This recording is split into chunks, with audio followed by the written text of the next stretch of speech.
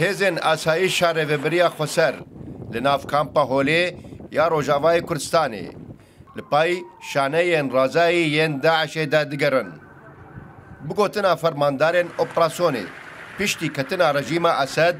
vala hêyeke emnî li navçeyê çêbûye. Lewra çekdarên Daişê wê valahiyê kar tînin û li navçeyê dest bi kiryarên وكم زانن افسي هيفا شار هيفا فراك امني شيبو بيتشي هلوشر دار رجيما اسد واب كسي وبخوازن شان رازهي هم دبي كارن خوشيد بكن وهم كارن تبلهبي هم دقامبات تشيبكن تشبخ اب مخيبي هول بي تشبخ خيبي روجبي وهم جي حبجي ام وك قوا اصايشي ام كاري خوا كاري خضرابن ام كاربن البيشيا في فراغها هنا يا شيبوي وهمجي جبود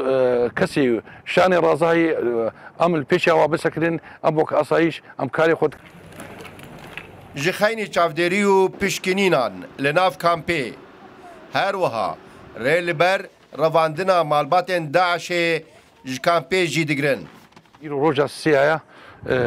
اوبراسيونا دهندوري قامبا هوليدا وكون زانين هجمارك هاتي قرتن وهجمارك سلاحي هاتي قرتن اف كسيغو سلاح درباسي قامبي كرنا هم دخوازن كسنا خوا ايغو قركي جهاتي دهندوري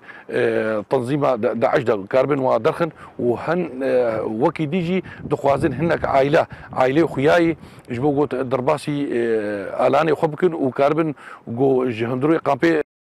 Operasyona asayişa rêveberiya Xweser roja 18 vê mehê dest pê kiriye û berdewame heta niha 20 çekdarên Daişê hatine girtin û hêzên asayişê dest danîne ser gelek çek û teqemeniyan jî. Li gor amarên asayişê li nav kampa Holê 13124 koçberên Iraqî 12805 koçberên Sûrî û 6385 kes û karên çekdarên Daişê dijîn. Lolo Xan Rûdaw